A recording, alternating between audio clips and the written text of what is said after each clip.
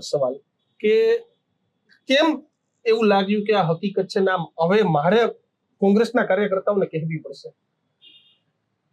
એક વાત સહજ રીતે છેલ્લા 30 વર્ષથી કોંગ્રેસ સરકારથી વિમુખ છે. જે ગુજરાતનું સર્જન કોંગ્રેસની સરકારે ગુજરાતની પ્રજાના સમર્થનથી કર્યું અને ગુજરાતને ટોપની ઊંચાઈએ પહોંચાડ્યું કે જ્યાં વિકાસ દર 23% 24% પર કેપિટા ઇન્કમ નર્મદા ડેમથી લઈ અને ઔદ્યોગિક પરિવર્તન ક્રાંતિ, જીઆઈડીસી, ઇલેક્ટ્રોનિક ઝોન, ઉદ્યોગો લાવ્યા, શિક્ષણમાં જબરજસ્ત સ્થાન મેળવ્યું. એ 90 પછી ધીમે ધીમે પાછળ પડ્યું અને ફરી અમારી સરકાર નહીં આવવાના કારણે આજે ગુજરાતની જે પરિસ્થિતિ છે એને સહજ ગુજરાતની પ્રજા પણ સ્વીકારે. સવાલ એટલો છે કે અમે ગુજરાતની પ્રજાને કન્વિન્સ નહીં કરી શક્યા. અમારી યોજનાઓ, અમારી વિચારધારા સ્વાભાવિક જ રીતે ખૂબ મહત્વની અને માનવતાવાદી હોવા છતાં 30 વર્ષથી શાસનથી દૂર રહ્યા. એવા સંજોગોમાં હું જુદા જુદા કાર્યક્રમો જન્મદિવસે કરતો રહ્યો. 1994માં સંકલ્પ દિન તરીકે ઉજવ્યો હતો જૂના સર્કિટ હાઉસમાં અમારા સાથીઓએ ભેગા થઈને. મૂળવામની વાત એના પછી જનમિત્ર તરીકે, એના પછીનો સમય આવ્યો ત્યારે નવસર્જન દિવસ તરીકે, નવસર્જન દિવસ તરીકે પછી ફરી જનયોદ્ધા તરીકે. There is always A theme, એક કારણ, અને એમાં પક્ષના કાર્યકરને જોડવાનો, સાથીઓને જોડવાનો, વિચારધારાને જોડવાનો એવો અભિગમ રહ્યો. અને એટલા માટે જ આ વખતે જે કાર્યક્રમ યોજવાનું આયોજન હતું એનું પરિવાર સંગમ એવું નામ નક્કી કર્યું. સંકલ્પ દિન તરીકે સંકલ્પ લીધા હતા. અમે એક નાનકડી દીકરી, અમારા એક આગેવાન હતા કાવીઠાના, જેની પાસે 8 સંકલ્પો લેવડાવેલા 94.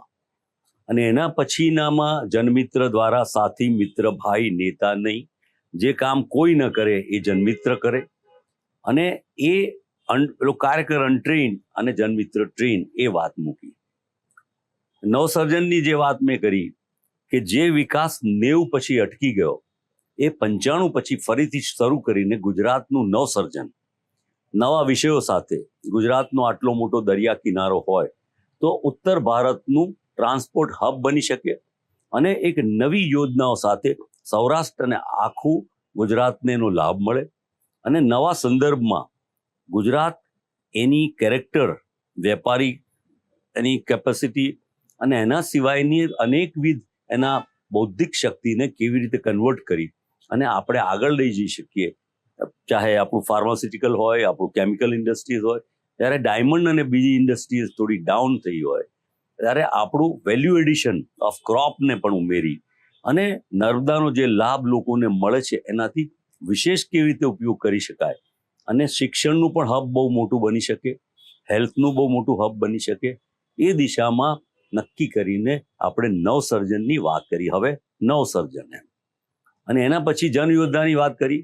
એમ લાગ્યું કે જે પ્રકારે ભારતીય જનતા પાર્ટીએ ગુજરાતનો કબજો આટલા લાંબા સમય સુધી રાખ્યો, એના રીત રસમ, એના ઉપાય, એ પછી ચર્ચા કરીએ તો મારા કરતાં આપ મીડિયાવાળા મિત્રો વધારે સારી રીતે જાણો છો કે ચૂંટણી જીતવા માટેના અનેક એમના જે અભિગમ છે એ વર્ષોથી આપણે જોતા આવ્યા છે.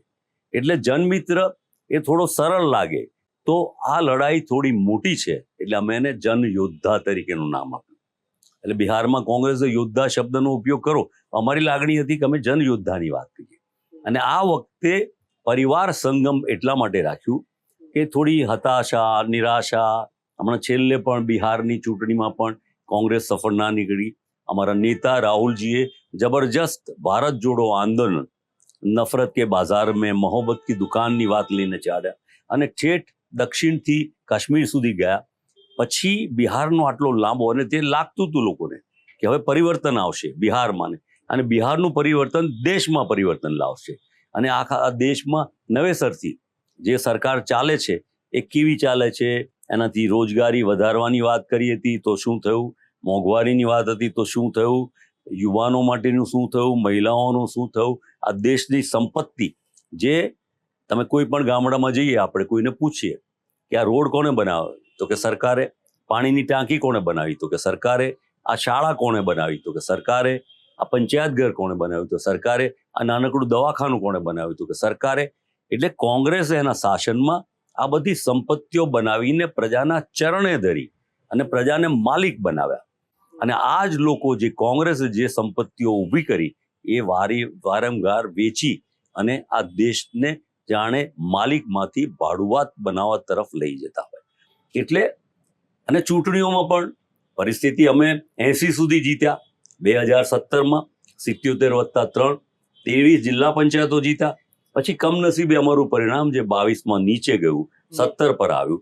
અને અત્યારે 12 જ વિધાનસભાની બેઠક છે, જિલ્લા પંચાયત નથી એના બાદ કરતા. તો એ માયુસ અથવા હતાશ કાર્યકરને કેવી રીતે કરવો? તો જન્મદિવસને નિમિત્ત બનાવીને, જે દર વખતે કરીએ છીએ એમ, પરિવાર સંગમ, જેમ નદીઓ, જુદી જુદી નદીઓ ભેગી થઈને સરોવરમાં જાય અને એક સંગમ બને, અને વિવિધ વિચારધારાઓ, વિવિધ જાતિ, ધર્મ, ભાષા, બૌદ્ધિક શક્તિઓ, કોઈ ખેડૂત હોય, કોઈ કારીગર હોય, કોઈ વેપારી હોય, કોઈ ડોક્ટર હોય, કોઈ એન્જિનિયર હોય, એ બધા જ લોકોનું સંગમ થાય પારિવારિક, અને બધા ફરીથી એમાં મળી અને એક નવી ઉર્જા સાથે જે વિચારધારાની લડાઈ છે. અમારી વિચારધારા એટલે કોંગ્રેસની, તો કે દયા, કરુણા, પ્રેમ, એના મૂળભૂત સિદ્ધાંતો, મહાવીર બુદ્ધ, પૈગંબર સાહેબ, ઈસુ ખ્રિસ્ત, અશો જરથુસ. અને બીજી બાજુ એક એવું કહેવાય કે ઓટોક્રેટિક, સરમુખત્યારવાળી, એક જ પ્રકારનું જીવન જીવવાવાળી, બીજાને દબાવવાની, શોષણ કરવાની, ગુલામીની સ્થિતિમાં લઈ જવાની વિચારધારા. એની સામેની અમારી જે બે લડાઈ છે, એમાં સૌથી પહેલા લડવા જતા પહેલા પરિવાર ભેગો થાય, સાથે મળે. અને એટલે જ મારો પક્ષ, એ વાત અમે શરૂ કરી અને એના ભાગરૂપે આ જન્મદિવસની ઉજવણી કરી.